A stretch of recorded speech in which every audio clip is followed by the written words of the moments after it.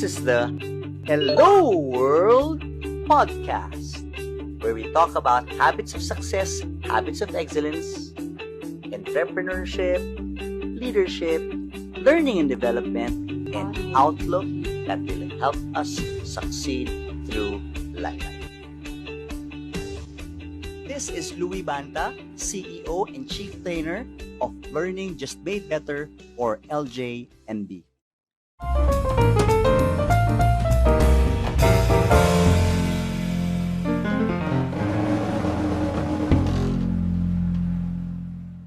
Pag nandoon ka naman, pag umabot ka na at a certain level of authority, ang suggestion ko, you must put yourself in a position of stability or strength. Anong ibig kong sabihin ito? No?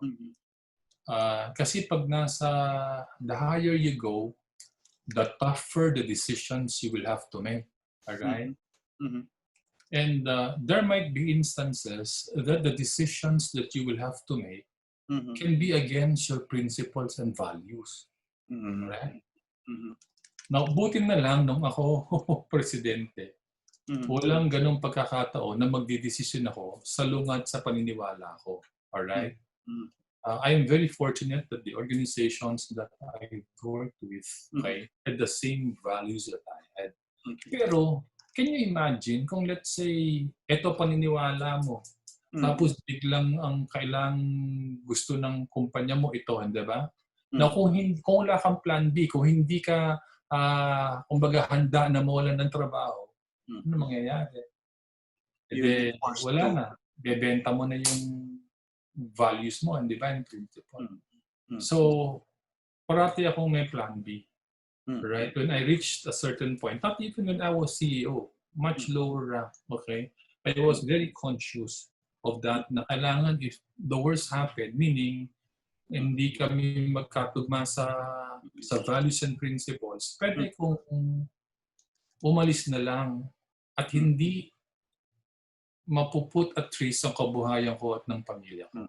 Diba? Ganon. So, sa akin dapat ganon parate. Prepare to stand by your, prepare so that you can live by your principles.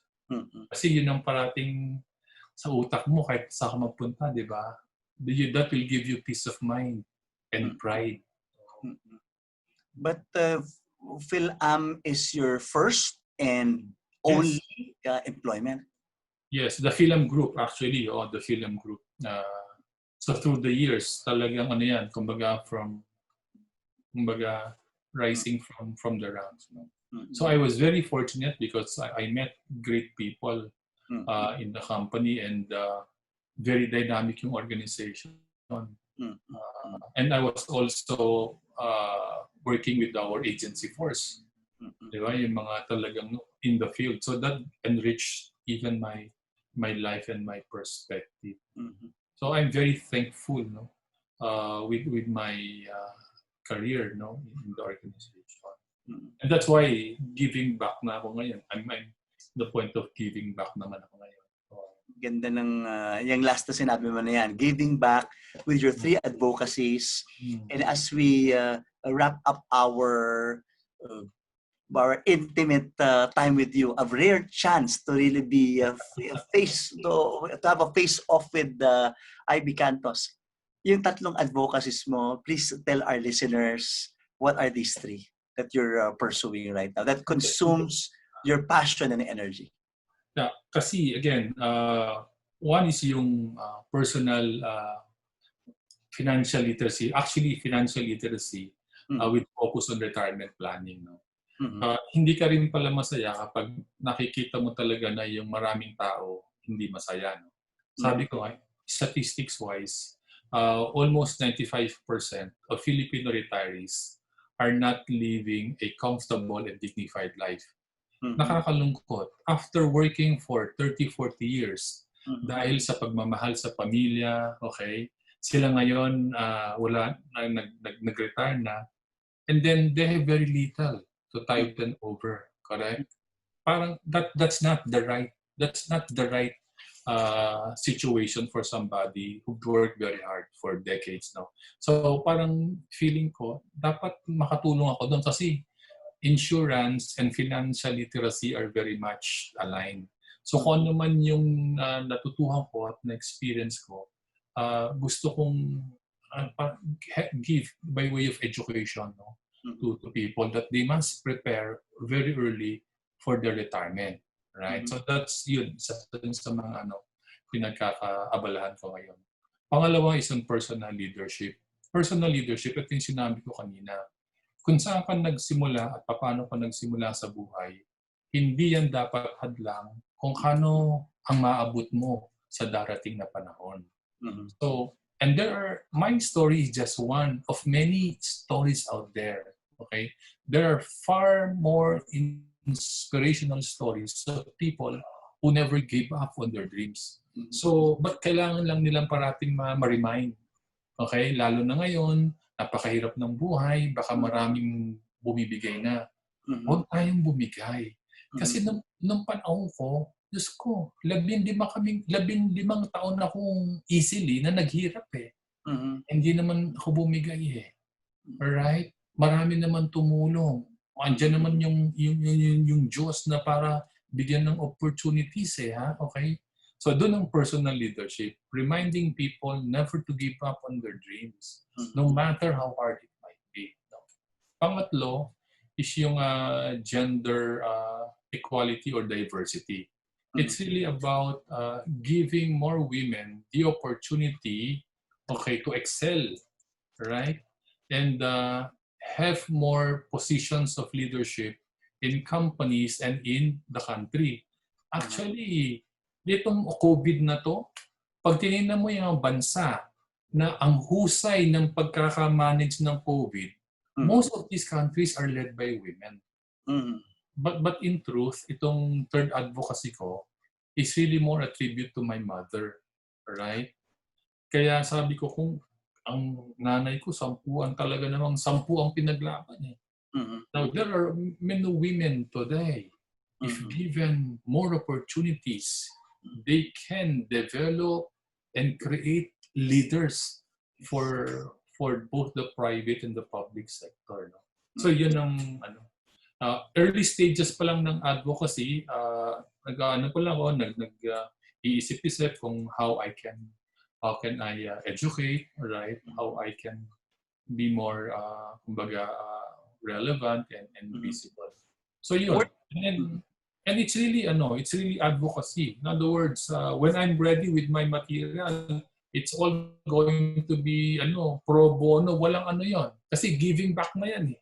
Giving back na talaga yan. And I've started with writing, by being a resource to other life companies, other companies, ganyan. So, ganon. I think just my own part of helping in certain spaces that I feel I can still be supported. Where can our listeners follow you? Is there a specific social media platform that you're very active at? Meron ka bang hashtag na pinopromote or FB page? At the moment, it's still in its very infant stage pa. Parang it's all I'm creating the material. Okay, once I think I have enough material, and that's the time that I will be able to be much more visible. No. So laying down the groundworks. No. But at the same time, enjoying the company of remember the reason that I retired 7 years ahead of the mandatory requirement is for me to spend a lot more time with my family. So that's what I'm doing. On the side, itong advocacy. And hopefully, pag medyo maganda na yung panahon natin, di ba? And we can move around, and that's the time that... and if I have materials, I'll be more than willing to share those materials with you if you can help. Yun naman naman. We'll find a way to be able to promote it to a wider circle. But I'm in touch with you in Facebook, and I'm also following your Aibee Connect. I like it that you maintain that. No? And yes, truly, and addressing our listeners as well in this episode, while it's his advocacy, it's Aibee Cantos advocacy, personal leadership. It's not just an advocacy. His entire life is a testimonial of personal leadership rising above, transcending all of those barriers. Natatandaan niyo yung kwento sa sapatos na pininturahan, yung ginagamit yung takip ng jeep para makadiskarte, makatulong at the same time, yung biggest break ng paglinis ng kotse ng kanyang tiyuhin, na yung palang doing that for free as an act of love will be the door for you to be able to go to Ateneo. Yung bago sa akin ngayong kwento, yung buko pie, bagong kwento sa akin yan. And yes, time is not enough for us to reminisce those stories. But to our listeners, babalik talaga sa H, yung hard work. Diba? Lalo na kapag you are not provided with a lot in life, you have to make do with what you have. Even in this COVID crisis, you will agree with Mr. Aibee, no? Lalo na ngayong COVID, very applicable to mga lessons ng hard work, yung focus, yung being gratefulness, no? At saka yung discipline. Wow. Saka yung looking at the bright side of things, no? Parang nasasabi, yes, we are very much challenged today. Yes, talaga namang hirap na hirap. Napakaraming Pilipino, di ba? But if we hold on to that brighter side of things, we will still have that hope that things will be turning around. No? Of course, we have to always do our part, and then I believe that the elements will converge and make things happen for all of us. Medyo late ko nang niraise si COVID, but meron ka bang dito, sir? Meron ka bang take? Meron ka bang ang last sentence mo about surviving and thriving in this COVID crisis, aside from looking at the brighter side of things? Well, first, una-una, yung COVID has disrupted us, di ba? Nasira yung mga routine natin. So, unang-unang dapat gawin natin, self-care. Self-care. Take good care of yourself. Ako, because of this COVID, I'm now into also mindfulness. Dati, physical health lang ako eh. Ngayon, I'm into mental health. Okay. So, I go into mindfulness. Kasi nga, kapag hindi natin manage itong nangyayari sa atin, baka ma-overly stress tayo, and it can also lead down to physical health and critical illness, di ba? So take good care of yourself. To me, that's very important. Number two, for those of us who are fortunate enough to prepare, ako talagang laking pasasalamat ko, nakaprepara ako eh. Okay, so meron akong peace of mind gabi-gabi. Pero maraming tao walang peace of mind eh, di ba? So whatever we can do to help, in whatever way we can do, let's do that. I think that's very important. And then I also parang support people who challenge the way things are being done. Kailangan mag-voice out tayo eh. Hindi para makiaway, kundi para makasuporta. Kasi ang turo ng nanay ko sa akin nung bata pa, pag hindi mo alam, hindi mo naintindihan, pag gusto mong makatulong, magtanong ka. Alright? Speak up. So, okay. So, that's also what I'm trying to do. Speak up. So that those who are in a position to really make something and solve this thing can also be supported. Yun lang. And ng kombinasyon. Sabi mo, sir, self-care. Yes. Pero ang ganda nung kasunod. Kasi self-care, akala ko sa self lang. Yung pala, find a way to help others. Yeah. Yung others. Oo, parati. Parati yun. Kasi you can never help others if you are not in a position to help. Kahit sa aeroplano, di ba? Pag sumasakit na aeroplano, sabi ng piloto, bago mo bigyan yung anak mo ng oxygen, maglagay ka muna ng oxygen mo, di ba? Yes. Because we should be in the position to help before we can help. And then the last thing, I also agree with that. We have leaders who may also be struggling or challenged on how to deal with this pandemic of this size or scope. Yeah. Speaking up is our contribution as citizens. Yes, because you can, no matter how good you are, there are things that you cannot see. And you need people who will honestly help you see things, okay, as they are, and listen. Suportado ko to dyan, sir. Yung mga ano natin, we will use whatever platform we have to Yes, yeah, yes, yes, yes. and support. Yes, so Ang key takeaway ko dito, it is sa ating very rare opportunity to have our one-on-one with Ariel, Aibee Cantos, no? A leader whom I really respect.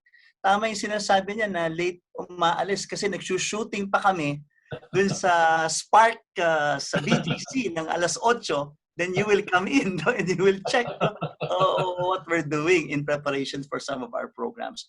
What really stuck with me is do not let your humble beginnings limit how far you can go.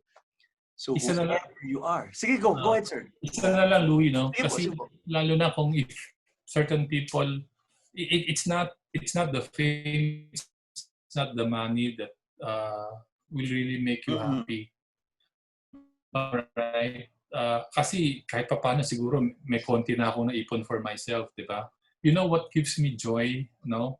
When I visit Philam Life, the security guards there and the janitors there will approach me and say, "Sir, nami-miss na muna namin kayo." Alright? Anong ibig sabihin noon? Meron ka natanim sa mga tao, alright, na naaalala nila. And that is what, to me, gives so much joy. So, for those who are listening, yes, go and achieve the things that you want to achieve. But please don't forget to make a mark on the hearts of people. But because ultimately, that is what will give you so much joy. This is Louie Banta of LJMB. Thank you for watching my video. To watch more videos like this, click subscribe and hit the bell icon below. If you like this video, please give it a thumbs up, comment down below, and share it to others.